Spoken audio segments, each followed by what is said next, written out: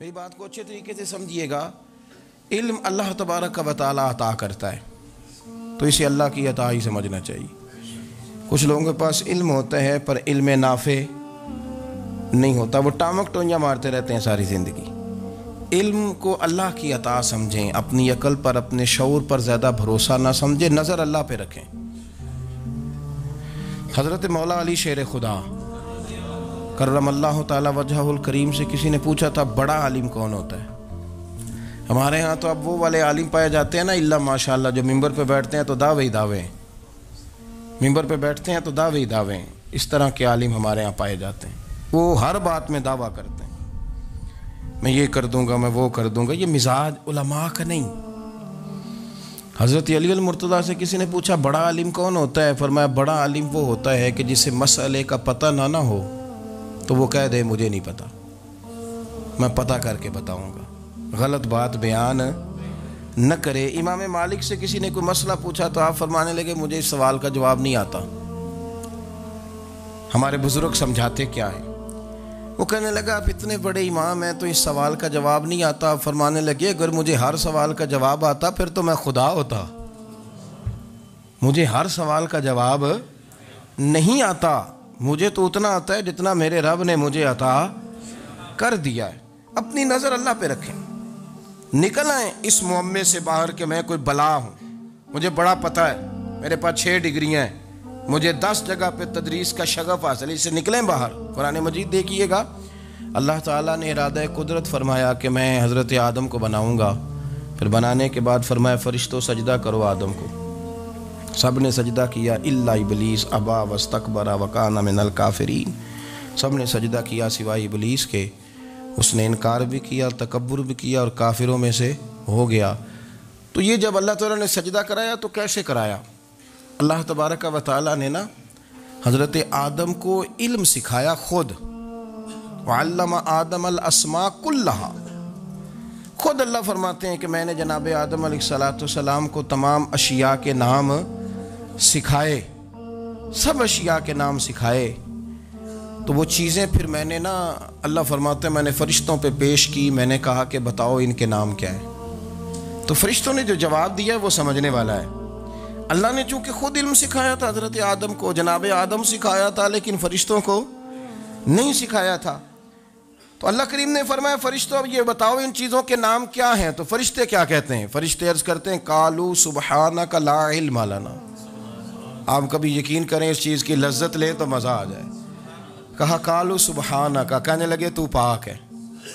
قالوا سبحانک, کہنے لگے تو بھئی آدم علیہ السلام کو نام سکھا لیے, پھر فرشتوں کے سامنے وہ چیزیں پیش کر کے کہا ان چیزوں کے نام بتاؤ. تو فرشتے کیا کہتے ہیں؟ کہتے ہیں قالوا سبحانک, تو پاک ہے, لا علم لنا, ہمارے پاس کوئی علم نہیں, الا ما علمتنا, ہمیں تو اتنا پتہ ہے جتنا تو نے ہمیں سکھا دیا.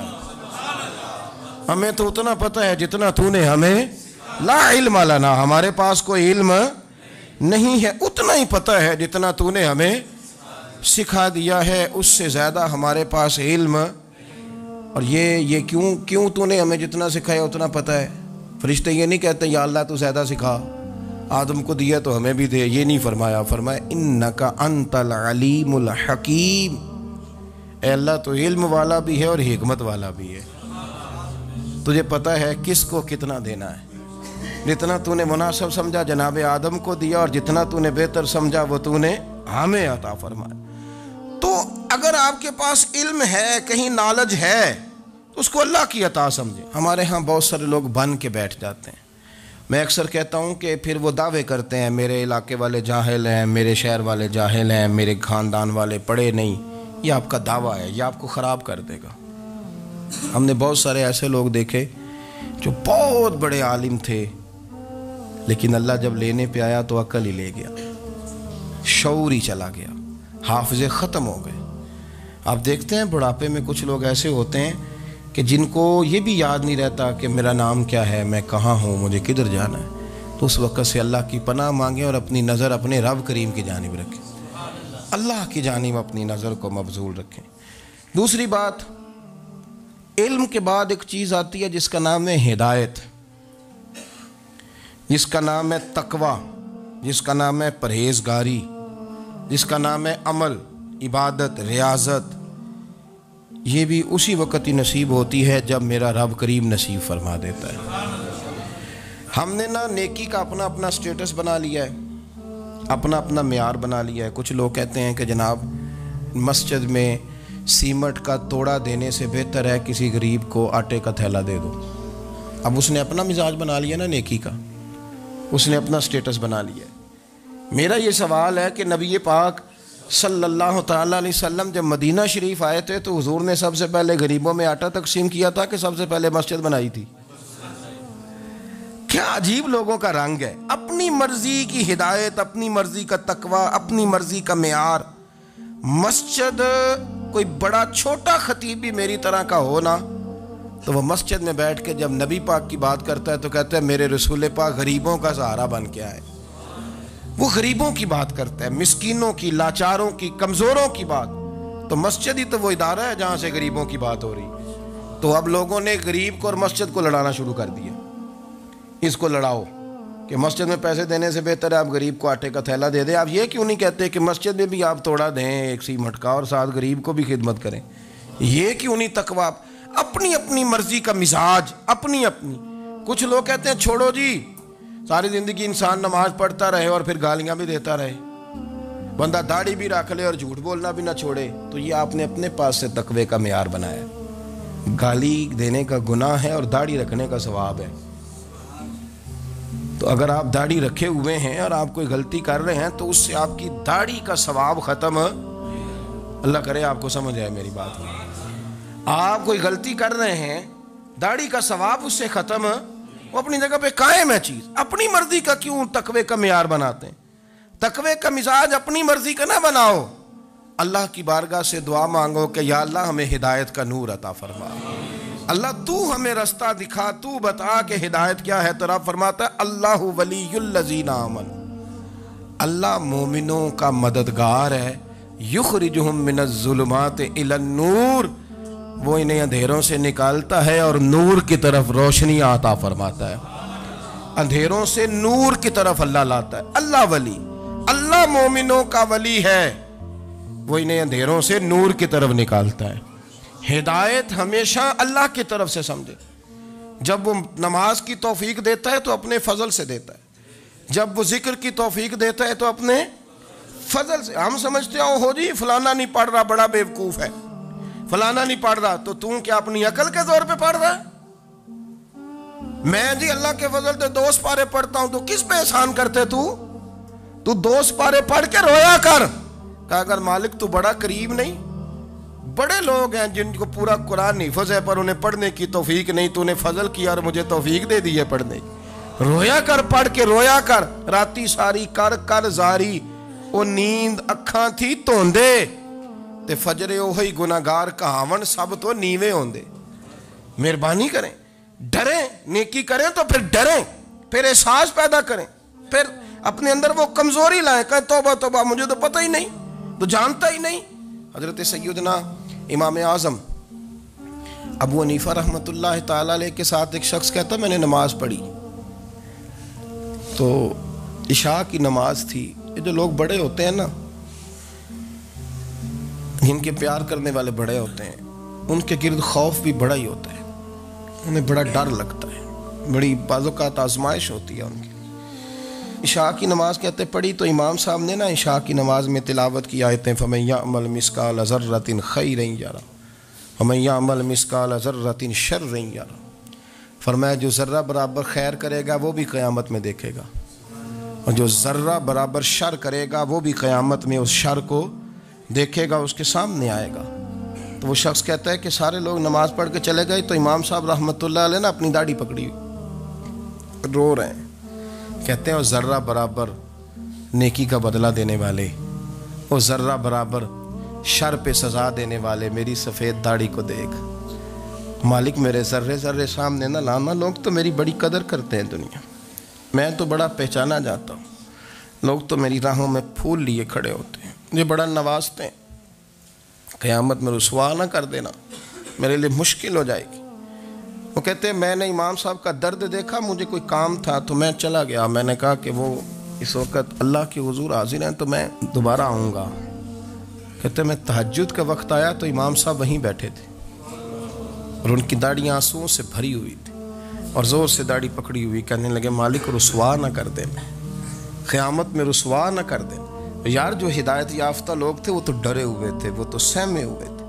وہ تو کہتے تھے یہ اس کا فضل نہیں, اس نے بلا لیا, یہ اس کا کرم نہیں.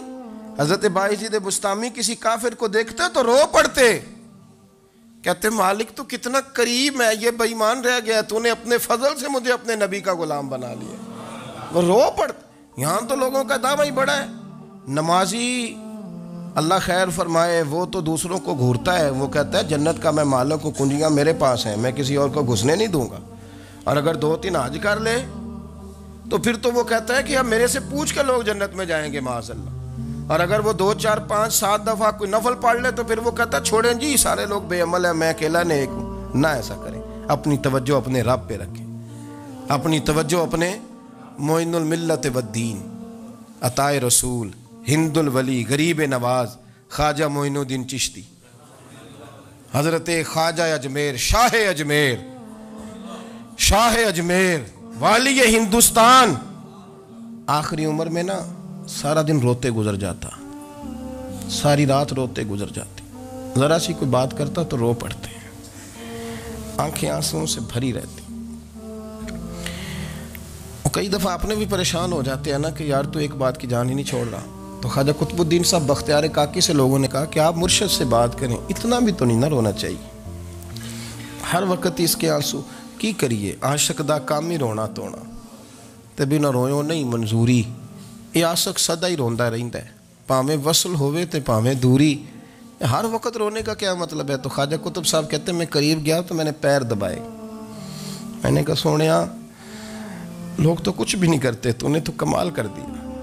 90 لاکھ آدمی مسلمان کر دیا, دنیا کچھ نہیں کرتی. تو نے 50 سال ساری رات مصلے پہ بیٹھ کے رب راضی کیا. تو شہزادہ تھا, حضور کی اولاد تھا, لیکن معین الدین تیرا ایک پلاٹ بھی نہیں. تو نے طالب علم پالے, انہیں غریبوں کو دیا, تو نے نوازا, کوئی شے نہیں تیرے پاس, ہر چیز تو نے. ساری رات روتے ہو, سارا دن روتے ہو. تو خواجہ قطب الدین صاحب کہتے ہیں میں نے جب عرض کیا تو خواجہ صاحب مجھے گلے لگا لی, چیخ مار کے روئے. کہنے لگے قطب الدین پتر داڑھی سفید ہو گئی, جانے کا وقت آ گیا. جو تو نے نیکیاں گنوائی ہیں وہ ہیں صحیح میرے پاس, پر یار کی بارگاہ میں پیش کرنے کے قابل ایک بھی نہیں. تو بارگاہ تو دیکھ کتنی بڑی ہے, رسول کریم کی بارگاہ میں پیش کرنے کے قابل ان میں سے ایک بھی نہیں. تو آستانہ دیکھ کتنا بڑا ہے, کیا پیش کروں گا, کیا عرض کروں گا حضور کی بارگاہ میں, کس طرح. وہ یار جو بڑے تھے وہ تو ڈرے ہوئے تھے, سہمے ہوئے تھے, وہ تو بڑی آزمائش میں تھے. لیکن میرا اور آپ کا رٹا 2 نمازیں پڑھ کے 6 نمازوں کا دعویٰ کرنا اور لمبی چوڑی کہانیاں بنانا اور اپنے منہ سے اپنی تعریفیں کرنا, اس سے تھوڑا باہر آئیں. رزق بھی میرا اللہ ہی دیتا ہے, علم بھی اللہ دیتا ہے, رزق بھی. بڑے بڑے فقیروں کو مالدار ہوتے دیکھا, بڑے بڑے مالداروں کو فقیر ہوتے دیکھا. بڑے بڑے, میرے ایک بڑا سخی قسم کا سجن ہے, بڑا پیارا ہے, میں اسے سخی مانتا ہوں. میں نے اپنی پریشانیوں کے دنوں میں بھی اس شخص کو سخی دیکھا. ایک دن رات کو مجھے ٹیلی فون کر کے کہنے لگا کدھر ہو؟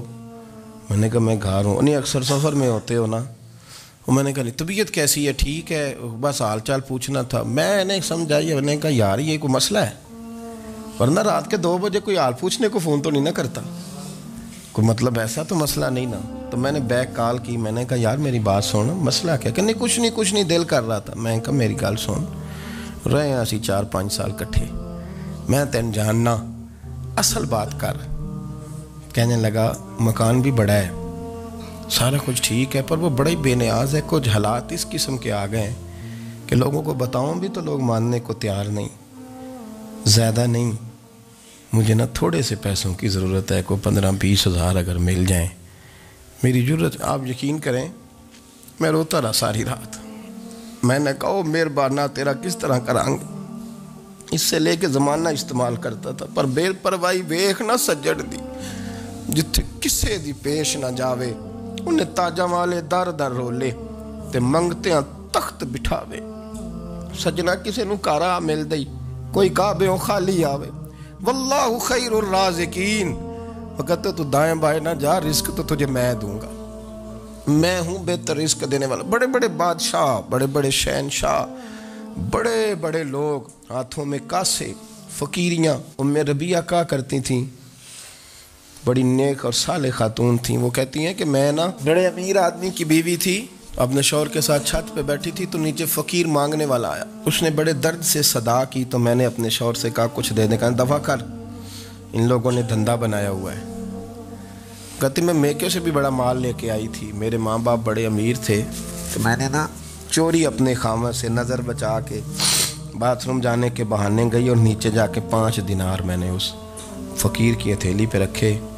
کہتے اس نے 5 دینار دیکھے پھر میری طرف دیکھا تو میں نے اس کی آنکھوں میں آنسو چمکتے دیکھے کہنے لگے بی بی رب تیرا بھلا کرے میں 3 دنوں کا بھوکا ہوں کہ وہ چلا گیا میں گھر آ گئی جب باہر آئی تو میرا شوہر کہنے لگا تو اتنی اب اتنی تو تیز ہو گئی ہے اور تو اتنی خود مختار ہو گئی ہے میرے بغیر پوچھے مال خرچ کرے گی جا تجھے 3 طلاقیں کہتی میں بالدار اور وزادار باپ کی بیٹی تھی طلاق لے کے گھر آئی تو میرا باپ ٹوٹ گیا چارپائی پہ چلا گیا اوہو یہ کیا بن گیا کہتی بڑی تکلیف رہی 1-2 سال کے بعد میرے ابا نے میری شادی کر دی اب جس شوہر کے پاس گئی وہ بڑا نیک تھا پرہیزگار تھا اللہ نے بہترین صلہ دیا کہتی چھت پہ بیٹھی تھی دروازے پہ فقیر آیا تو میں نے شوہر سے کہا کچھ دے دوں کہنے لگا 5 نہ دینا 15 دینا 20 دینا میں فقیر ہوں میں نے فقر سے دولت دیکھی ہے اسے خالی نہ لوٹانا کہتی ہے کہ میں نیچے گئی اور جب میں نے اس کی طرف دینار بڑھائے تو میری چیخ نکلی پیسے پھینک کے میں بے ہوش ہو کے گری میرا شوہر نے آ کے اٹھایا اندر لے گیا پانی منہ پہ چھڑکا کہنے لگا تجھے کیا ہوا کہنے لگی یہ جو مانگنے آیا یہ میرا پہلا شوہر تھا وہی تھا جو کہتا تھا کہ تو 5 دینار دے آئیے جا تجھے 3 طلاقیں پڑھو نا حدیث پاک میرے نبی پاک علیہ السلام نے فرمایا ایک بندہ گنجا تھا گنجا کوئی ترتیب آگے پیچھے ہو جائے تو مفہوم کے لحاظ سے لیکن میں مفہوم اس کا واضح کرتا ہوں ایک گنجا تھا کوئی شے نہیں تھی سر پہ بال بھی نہیں تھے رویا کرتا تھا اللہ تعالیٰ نے فرشتے کو بھیجا تجھے کیا چاہیے تو کہنے لگا بال آ جائیں اور تھوڑا مال آ جائے فرشتے نے ہاتھ پھیرا تو بال بھی آ گئے تو بکریاں بھی آ گئیں لائنیں لگ گئیں مال ہی مال ہو گئے دوسرے کے پاس گیا وہ کوڑا تھا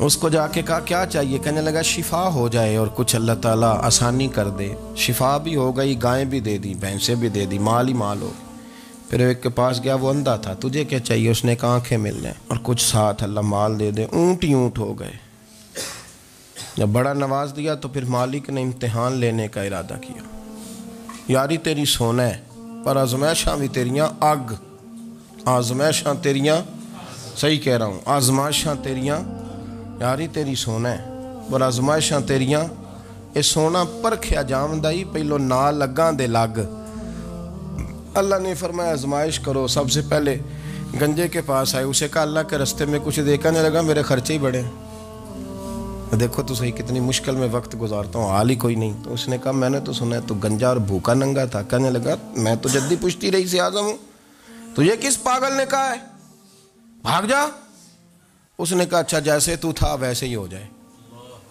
کھیت کھلیان اجڑ گئے پھر سے گنجا ہو گیا حضور علیہ السلام فرمانے لگے پھر وہ اس کے پاس گیا جو کوڑا تھا اسے کہا کچھ دے کہنے لگا خرچے ہی بڑے اب پوچھ لیں کسی امیر آدمی سے کہے گا چکی کے نیچے ہاتھ ہے میرے سے زیادہ تو اب پریشان بندہ ہی کوئی نہیں کیا بتاؤں آپ کو اتنا ٹیکس ہے اتنا جرمانہ ہے فلانی شے بڑا کچھ گنواتے ہیں لوگ اس نے کہا میں نے تو سنا تو پہلے کوڑا تھا اس نے کہا اچھا دوڑ جا میں تو رئیس اعظم ہوں دادا بھی پردادا بھی اور ساری نسل ہی اس نے کہا اچھا جیسے تو تھا ویسے ہی ہو جائے پھر وہ گیا اندھے کے پاس اور جا کے کہا اللہ کے نام پہ کچھ دے تو کہنے لگا رب کے نام پہ یہ کھڑے ہیں اونٹ جتنے تیرے دل کرے لے دا اس نے کہا کیا معنی اس بات کا کہنے لگا یار تجھے کیا بتاؤں میں تو اندھا تھا میں نے تو کبھی دنیا دیکھی نہیں تھی پھر اس کریم نے فضل کیا تو مجھے بڑا کچھ دکھایا.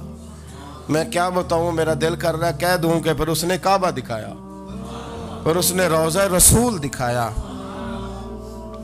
پھر اس نے ریاض الجنہ کے سجدے دکھائے, پھر اس نے اپنے محبوب کے دروازے کی رونقیں دکھائیں. اس نے بڑا کچھ دیا, اس نے بڑا نوازا. میرے پاس تو شاید میں بدکار پرانا خادم, کسے در ملی نہ ٹوئی, ایت واصف یار نے نظر جو کی تھی پھر واصف ہی ہوئی. یہ تو اس کا کرم ہوا. تو یہ وہ کہنے لگا تو اللہ کے نام پہ جان مانگ, میں وہ بھی دینے کو تیار. میرے پر تو شے کوئی نہیں تھی, مجھے تو اپنا پتہ ہے, میں تو کوئی شے نہیں تھا, کچھ نہیں تھا میرے پاس. یہ تو ان کا کرم ہے کہ رخ ان کا ادھر ہے. اور مختصر سی میری کہانی ہے, یہ جو بھی ہے ان کی مہربانی ہے. تو وہ کہنے لگا میں بھی کچھ لینے نہیں آیا تھا, تیری آزمائش ہی کرنے آیا تھا. تیری عزتیں بھی سلامت رہیں گی, تیرا مال بھی سلامت رہے گا, تیری شفا بھی. اپنی زندگی میں کبھی بھی اللہ کی بارگاہ سے توجہ ادھر ادھر نہ کریں. چھوڑیں لوگ کیا کر رہے ہیں, دنیا کیا کہہ رہی, کبھی بھی اپنی توجہ دائیں. ہمارا یہ مسئلہ بن گیا کہ ہماری سیاست ہے, ہماری دنیا داری ہے, ہم بندوں کو راضی کرنا چاہتے ہیں. ہم دیکھتے ہیں کون کس طرح, اور آپ یقین کریں آپ تھک جائیں گے, بندے راضی نہیں ہوں گے, وہ نہیں راضی ہوتے. آپ ان کو منا کے لائیں گے تو ادھر والے نکل جائیں گے, ادھر کو منائیں گے تو ادھر والے نکل جائیں گے. اس چکر سے باہر آئیں, اس رب کو راضی کریں جو فرماتا ہے ان الذین آمنوا وعملوا الصالحات سیجعل لهم الرحمن ودا. فرمایا تو ایمان لانے کے بعد نیک عمل کر, میں لوگوں کے دلوں میں تیری محبت پیدا کر دوں. رحمان لوگوں کے دلوں میں محبت ڈال دے گا. اللہ لوگوں کے دلوں میں. اپنی نظر ہمیشہ اپنے رب پہ رکھے.